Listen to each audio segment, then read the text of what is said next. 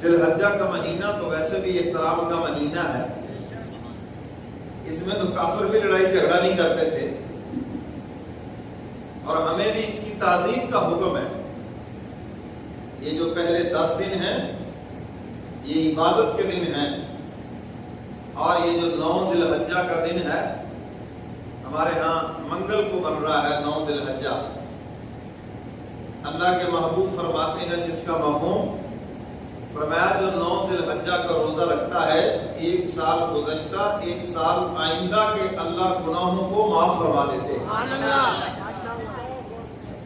تو اللہ تعالیٰ توفیق دے اس دن کا روزہ رکھیں، اور باقی دنوں میں بھی حضور علیہ الصلوۃ والسلام روزے رکھا کرتے تھے، ان کا بھی ثواب ہے، اور ان راتوں کی بھی عبادت ہے۔ یہ جو ذی الحجہ کی راتیں ہیں لیلۃ القدر کے برابر ان کی عبادت کا ثواب قرار دیا گیا ہے۔ ان دنوں میں صدقہ خیرات کریں، اور پھر اسی طرح 9 ذی الحجہ کی فجر سے لے کر 13 کی شام یعنی ہفتے کے دن عصر کی نماز تک ہر نماز کے بعد بآواز بلند تکبیرات تشریق، اللہ اکبر اللہ اکبر، لا الہ الا اللہ واللہ اکبر، اللہ اکبر وللہ الحمد پڑھ لیں سب۔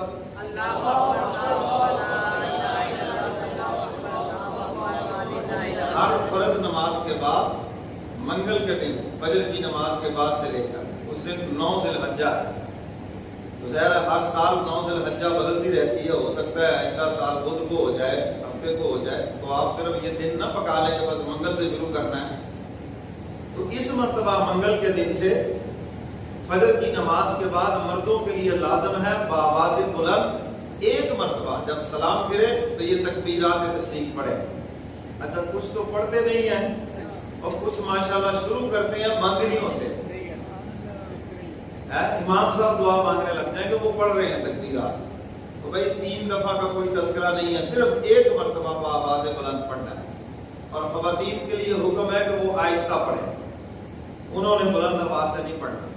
اگر آپ نے کسی نماز کے ساتھ یہ تکبیرات نہ پڑھی تو آپ کے ذمہ واجب باقی ہے،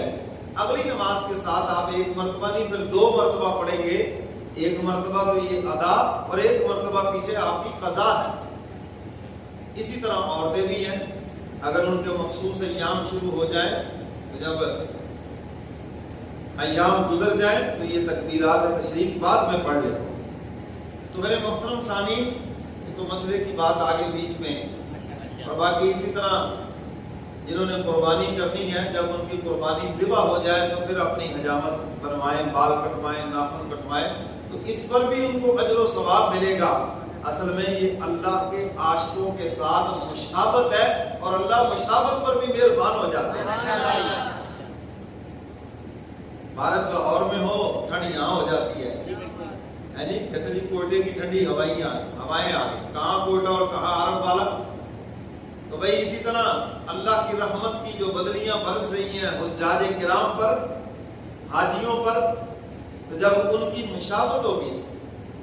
احرام کی حالت میں بال نہیں کاٹ سکتے، جب ان کی مشابہت ہوگی تو جو اللہ کی رحمتیں ان پہ برستی ہیں اللہ آپ کو بھی ان سے محروم نہیں فرمائیں گے، ان رحمتوں کے آثار آپ پر بھی ظاہر ہوں گے۔ تو اس لیے جب قربانی ذبح ہو جائے، بیشک گوشت بعد میں بنتا رہے، جانور کی گردن میں چھری پھر گئی، آپ اپنے بال کاٹ لیں، ناخن کاٹ لیں آپ۔ اور ایک مسئلہ اور عرض کر کے آتا ہوں اپنے موضوع کی طرف۔ شہر کی حدود میں کسی ایک جگہ بھی عید الاضحیٰ کی نماز کا سلام پھر گیا تو آپ کی قربانی ٹھیک ہے، قربانی ذبح کر دیں، بے شک آپ نے عید نہیں پڑھی، ٹھیک ہے نا؟ آپ ابھی گھر میں ہیں، قصائی آپ کا آ گیا اور آپ کو کنفرم ہو گیا کہ شہر میں فلاں جگہ پر سلام پھر گیا ہے، تو بے شک آپ قصائی سے قربانی ذبح کروا لیں اور خود آ کر بعد میں عید پڑھ لیں، ٹھیک ہے، کوئی ٹینشن کی بات نہیں، ٹھیک ہے نا؟ تو باقی اس کے علاوہ جو مسائل ہیں علماء سے پوچھ لیں، کیونکہ جب ذی الحجہ کا مہینہ آتا ہے نا جی، بڑے بڑے مجدد بھی آ جاتے ہیں پھر میدان میں، کوئی نالائق آ کے کہتا ہے جی کٹے دی قربانی ٹھیک نہیں ہے، ہاں سارا سال کٹے کا گوشت کھائیں گے، بھینس کا دودھ پیئیں گے، حالانکہ اس کو گائے پہ قیاس کیا ہے، جو گائے کے احکامات ہیں وہی اس کے احکامات ہیں. سارا سال کھائیں گے پیئیں گے، اور جب ذی الحجہ کا مہینہ آ جائے گا تو مشہور ہونے کے لیے، وائرل ہونے کے لیے، ان کی ویڈیو لوگ دیکھیں، ویوز مل جائیں، اس کے لیے وہ جھوٹ بولیں گے قرآن و حدیث کے اوپر نام لے کر. اور افسوس ہوتا ہے داڑیاں بھی رکھی ہوئی ہیں اور قرآن و حدیث کا نام لے کر لوگوں کو گمراہ کر رہے ہیں. دکھ کی بات ہے. تو آپ بھائی اہل سنت والجماعت ہیں، اہل سنت سے وابستہ ہے، آپ کو بھی چاہیے کہ آپ مسئلہ اہل سنت سے پوچھیں. آپ کو کیا لگے جی فلانا کیا کہتا ہے، ٹپڑا کیا کہتا ہے، وہ کیا کہتا ہے، آپ کو کیا لگے؟ کبھی کسی شیر نے بھی پرواہ کی ہے کہ میرے بارے میں گیدڑ کیا سوچتے ہیں؟ وہ تو جب آتا ہے تو بس آواز ہی نکالتا ہے تو سب کے اوسان خطا ہو جاتے ہیں کہ نہیں، اب بھاگ جاتے ہیں دم دبا کر، جتنی مرضی باتیں کر لیں. تو شیر بنو بھائی، آپ اپنے مسلک جس مسلک سے وابستہ ہیں اس پہ عمل کریں. یہ اختلافات، یہ چیزیں تو شروع سے چلی آ رہی ہیں. تو بھینس کی قربانی بالکل ٹھیک ہے، پورا ثواب ہے. تو میرے محترم سامعین،